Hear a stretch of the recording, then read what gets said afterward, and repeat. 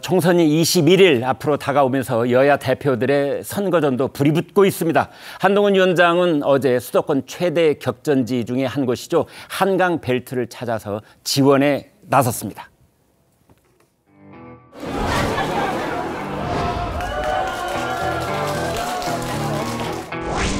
지금 이대로 가면 이재명, 조국 같은 사람들 그리고 통진당 아류의 종북 세력들이 우리 대한민국을 장악하게 됩니다. 바로 여러분의 선택이 그들의 범죄자들의 국회집을 막고 대한민국을 범죄자로부터 종북 세력으로부터 지켜낼 겁니다.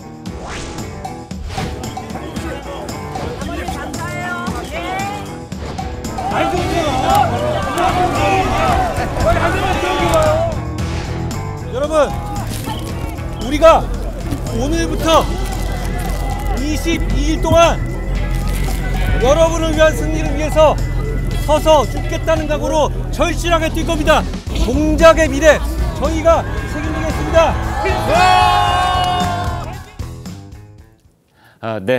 서영주 대변인께 여쭤보겠습니다. 지금 방금 영상에서 보셨는데 한동훈 위원장 이렇게 어느 정도 정치인이 다 된 느낌이 드는 것이 포효하는 듯한 이제 그런 연설도 하기도 하는데 아무튼 서서 죽겠다라는 말을 했어요. 이거 어떻게 받아들이세요? 그러니까 뭐 절박한 것이죠. 네. 지금 애가 탈 겁니다. 한동훈 비대위원장이 국민의힘에 왜 왔죠? 국민의힘 자체가 안에서 내용이 있었고 네. 총선을 준비하기 위해서 왔었고요. 네. 궁극적으로는 윤석열 대통령의 얼굴로는 이번 총선에서 이길 수 없다고 판단한 겁니다. 그러니까 정권 심판을 가리기 위해서 윤석열 정권의 심판을 가리기 위한 하나의 대항마로 한동훈 비대위원장이 앞에 전면에 나서는 겁니다. 네. 그래서 한동훈 대 이재명 이 구도로 가야만 이번 총선에서 그나마 이 국민의힘이나 윤석열 정부가 심판론을 잠재울 수 있겠다. 그런 전략적인 포석이 깔려 있었어요. 그 프레임이 한동안 유지돼 왔잖아요. 유지돼 왔고 조용한 공천까지 하면서 나름대로 선전을 했다고 평가를 받았었죠. 그래서 최근에는 뭐 이제 수도권에서 뭐 여러 가지 지지율로 이런 평가를 받았는데 이게 윤석열 대통령이 직접 참변을 해버린 겁니다. 이건 한동훈 비대위원장이 시킨 것도 아니잖아요.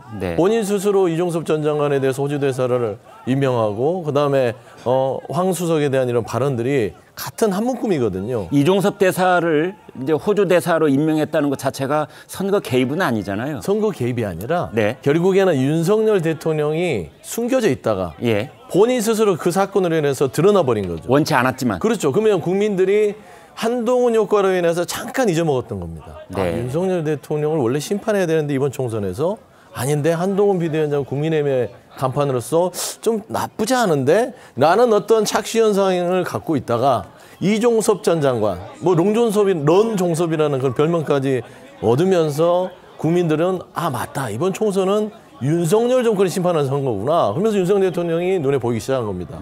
그러니까 한동훈 비대위원장은 잘 쌓았던 탐이 한순간에 무너지는 느낌. 그러니까 지금 표현을 할 수밖에 없죠. 얘가 타죠. 공론탑이 무너지는데 서서 죽겠다? 서서 죽으나 앉아나 죽으나 죽기는 마찬가지지만 정말 제발 용산을 보고 저는 외치는 표라고 생각합니다. 국민을 향한 게 아니에요. 용산 제발 가만히 있어달라. 그리고 내 뜻에 좀 맡겨달라라고 지금 얘기하는 그런 모습이 아닐까. 저는 그런 좀 이면의 모습들을 좀 보고 있다. 그런 말씀입니다. 최 국장님, 지금 이제 서 대변인께서는 지금 이제 윤석열 대통령이 국민들 눈에 갑자기 너무나 크게 눈에 띄기 시작한 것 아니냐 이런 지적이신데 맞는 얘기입니까? 저는 그 부분에는 동의를 합니다. 왜 그러냐면 윤 대통령은 그동안에 그 여러 가지 약재, 그러니까 김건희 명품백 논란 이후에 김건희 여사 그 직전부터 그 대중의 모습을 나타내지 않았습니다. 뭐 그것도 일종의 정무적 판단 아니겠습니까? 그렇죠? 자, 그리고 한동훈 비대위원장을 내세우고 윤석열 대통령은 조용히 민생토론회 전국을 다녔어요. 그랬죠. 민생토론회 논란이 사실은 이렇게 확전이 되지 않은 것도 한동훈 비대위원장이라는 일종의 방패막이가 있었기 때문에 저는 가능한 일이라고 생각을 하거든요. 자, 그런데 윤 대통령이 그 뒤에 한동훈 비대위원장을 전면에 내세우고 2선에 있어가면서 민생토론회 외에 한 게 하나 더 있죠. 그게 바로 이종섭 주 호주대사의 임명이에요. 자, 그런데 그게 갑자기 불거지면서 윤석열 정부, 그러니까 윤석열 대통령 쪽으로 국민들의 시선이 쫙 쏠리고 그걸 민주당이 정치적으로 활용하다 보니까 지금 여기까지 온 거거든요. 그래서 최근 한 2주 사이에 이제 뭐 여러 여론조사 결과가 굉장히 안 좋게 나오니까 다시 지금 한동훈 비대위원장이 나서서 어찌 보면 그걸 바로잡으려고 좀 노력을 하는데 용산이 거절한 거 아니겠어요? 그중에 이제 오늘 절반을 수용한 것이고 네. 자 그러면 이제 나머지를 어떻게 할 것이냐 뭐 이거에 따라서 사실은 윤석열 정부 심판론이 또 확산될 것이냐 아니면 여기에서 우선 멈춤 상태로 그칠 것이냐 이게 결판이 나겠죠. 김두수 단장님, 그런데 한때는 이제 이런 분석들이 있었어요. 윤석열 대통령과 한동훈 위원장은 역할 분담이 있다. 그래서 한동훈 위원장은 선거를 치르고 윤 대통령은 민생을 챙기고 그래서 그게 어느 정도 잘 이렇게 진행돼 오다가 근데 갑자기 스텝이 좀 꼬였는데 본인들이 절대 원치 않은 이제 그런 모양이 보여지고 있는데 왜 이렇게 된 겁니까? 일단 한동훈 비대위원장이 등장할 그 작년 12월 달에 예. 그 대부분의 정치 전문가들이 뭐라 그랬냐면 차별화를 해야 될 것이다. 네. 그런데 한동훈 위원장은 차별화를 하는 선언을 하는 형식이 아니라 좀 더 그냥 뭐랄까 혁명보다는 개혁의 방식으로 좀 택한 그래서 네. 가랑비에 옷 젖듯이 하나하나 점수를 따오는 방식이었는데 네. 이게 한꺼번에 이제 무너진 거죠. 그런데 여기는 그 윤석열 대통령의 어떤 그 최근에 일련의 그것도 있지만 선거 지행에서 조국 혁신당의 등장도 상당히 이 부분에 큰 영향을 줬다고 봅니다. 즉 지금까지 가려져 있던 한동훈과 이재명의 대결에서 대통령인 윤석열 대통령과 조국 또는 한동훈과 조국이라고 하는 관계에서 이 정치권에 얽혀있는 본질적 요소를 드러낸 거죠. 서로 간에 이 문제에 대해서 물리고 묻는 뭔가의 인연 가보처럼 이어져 있는 이것이 본질이 드러나면서 윤석열 대통령 부분이 주목됐는 여기에 마침 호주 대사로 나가는 문제까지 포함돼서 폭발한 거 아니냐 저는 이렇게 봅니다. 네. 여러분 아무튼 지켜보시죠. 이번 주에 이제 여러 여론조사가 또 나올 텐데요. 그때 그 정권 심판이냐, 야당 심판이냐 이런 질문이 꼭 끼어 있는데요. 그 내용을 한번 보시죠. 총선이 다가올수록 마음이 급하기는 민주당 이재명 대표도 마찬가지일 겁니다. 어제는 대장동 재판까지 무단으로 결석한 채 강원도를 찾아갔습니다. 이제는 권력을 회수할 때입니다. 주인을 물려고 대드는 그런 일꾼, 그런 모습, 그런 종 이제는 해고해야지요. 네! 그 서슬퍼런 박근혜 정권조차도 우리가 힘을 모아서 내쫓았지 않습니까? 정말 터무니없는 물가에 우리 서민들 너무 고통받습니다. 저는 이게 바로 정부의 능력을 보여준다고 생각해요. 맞습니다. 사과 한 개 10,000원, 이게 말이 됩니까? 네, 이제 사과 한 개 10,000원 이 얘기를 이제 마지막으로 저희가 영상을 보여드렸는데 김광삼 변호사님 그런데 결국은 이제 조국 혁신당 대표가 계속해서 윤석열 대통령 임기의 조기 종식 이 얘기를 하면서 일정 정도 재미를 봤다라고 봤는지는 모르겠지만 이번에는 이제 주인을 물려고 대드는 종을 해고해야 된다. 이제 그러면서 사실상 대통령 탄핵을 얘기하고 있는데 이게 단순한 정치적 협박입니까? 아니면 실제로 벌어질 수 있는 일입니까? 일단 뭐 대통령을 해고해야 한다는 말은 이제 해고라는 것은 대통령을 끌어내린다는 거 아니에요? 네. 그 방법은 이제 탄핵밖에 없어요. 네. 탄핵을 하겠다는 거고 또 박근혜 전 대통령의 탄핵을 노골적으로 얘기하잖아요. 네. 그러면 일단 뭐 탄핵을 추진하겠다. 이 말은 뭐 우리한테 의석을 밀어주면 네. 결국 200석 이상이 되면 탄핵을 추진할 수 있죠. 네. 그러면 3분의 2 이상의 의사 정족수가 되면 결정할 수 있는 거예요. 근데 이제 중요한 것은 탄핵이 결정이 의회에서 결론을 내린다 하더라도 의결을 한다 하더라도 결국 헌법재판소 가야 하는 거 아닙니까? 그렇죠. 그래서 그건 막 가능하지 않아요. 헌법재판소에서는 막 100% 기각된다 볼 수 있는데 네. 그럼 왜 이재명 대표가 전에는 저렇게 뭐 대선 불복이랄지 탄핵이랄지 이런 것들은 사실은 금기시하는 언어 아니었습니까? 그렇죠. 제1야당 대표단 말이에요. 네. 그런데 최근에 좀 입이 굉장히 거칠어지고 있다. 그래서 지금 탄핵 해고 이런 말을 보면 조국 혁신당의 조국 대표의 말과 상당히 이제는 수위가 거의 같아졌어요. 예. 그러면 왜 저렇게 무리수를 둘까 생각해 보면 결국은 이제 비례대표 관련해서 조국 혁신당이 오히려 민주당보다도 훨씬 더 여론에서 좀 지지를 받고 있다는 그런 여러 가지 지표들이 좀 나오고 있지 않습니까? 네. 근데 거기에 굉장히 좀 당황한 것을 보이고 그럼 우리가 좀 더 강성적으로 나가서 조국 혁신당으로 가는 표를 좀 다시 끌어모으겠다 이제 그런 생각을 하고 있는 것 같아요. 네. 근데 저렇게 탄핵을 노골적으로 얘기하는 게 뭐 강성 지지층에는 굉장히 사이다 같은 발언이겠죠. 네. 그리고 어떻게 보면 조국 혁신당에 갈 표를 좀 멈추게 할 수는 있을지 모르겠지만 저건 중도층 확장에 있어서는 제가 볼 때는 독이라고 생각하거든요. 독이다. 예. 그래서 그냥 눈앞에 어떤 이익에 급급한 나머지 굉장히 무리수를 두고 있다, 저는 그렇게 봅니다. 김두수 단장님, 우리 과거 정치사, 그리 멀지 않은 정치사에 말이죠. 대통령 탄핵 얘기 잘못 꺼냈다가 그 엄청난 역풍을 맞아서 선거를 망치기도 한 과거가 있지 않습니까? 그런데 이제 그걸 잘 알고 있을 지금 이재명 대표가 마치 이 조국 대표하고 과격 발언 경쟁이라도 하듯이 이제 저러고 있는데 아마 오늘 내일은 더 강해질지 모르겠어요. 왜 그러는 겁니까? 일단 선거 초기에는 지지층을 결집시키는 효과를 가져가기 위해서 좀 센 발언을 하는 건 사실인데 네.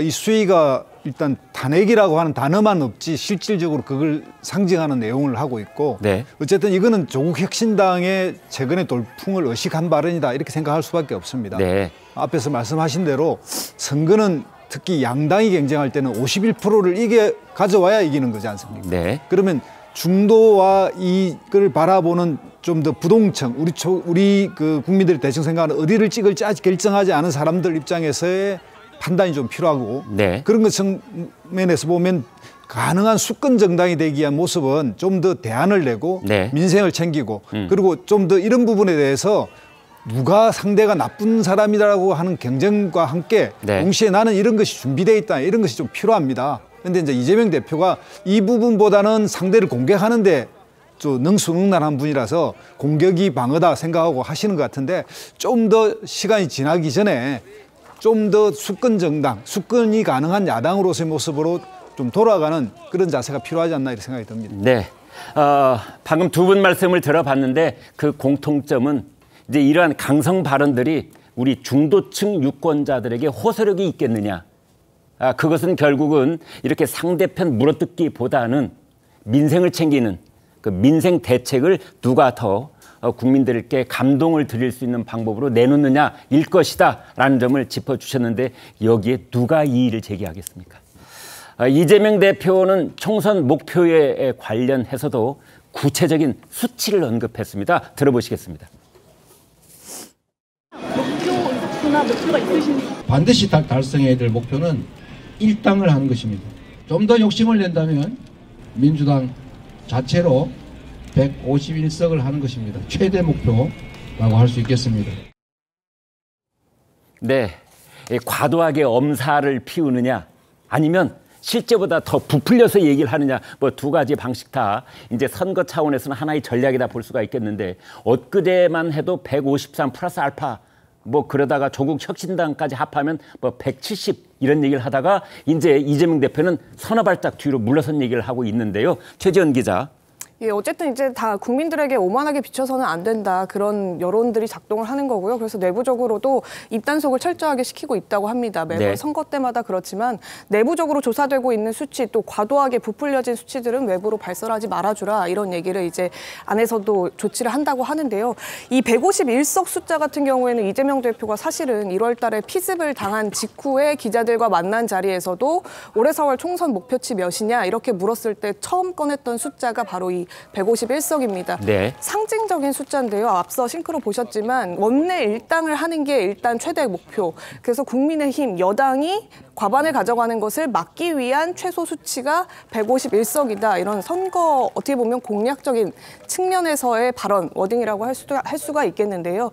다만 내부적으로는 과거에 이제 한창 그 공천 잡음이 일어날 때에는 수치상으로는 다소 이제 열세로 떨어지는 지점이 많았다고 합니다. 박빙 열세 구도를 보이는 지역도 많았고 분위기도 당 지지율도 그랬는데 최근에 공천 작업이 마무리되고 또 국민의힘에서 오히려 더 잡음이 잇따라 나오기 시작하면서 특히나 수도권 판세에서 박빙 열세라고 지목됐던 그런 해당 지역구의 분위기가 최근에는 다시 살아나고 있다. 그래서 최근에 김부겸 위원장은 호각세로 돌아서는 분위기다. 이렇게 얘기까지도 했을 만큼 그 박빙 한강벨트 지역의 일부 지역구에서 변화의 조짐이 보이고 있기 때문에 민주당 내부적으로는 뭐 지금 긍정적인 반응들이 많이 나오고 있다 이런 얘기가 있습니다. 네, 아무튼 구체적인 숫자를 빼고 이야기를 한다면 2, 3주 전에 비해서 뭔가 판세 변화가 있는 건 사실이다.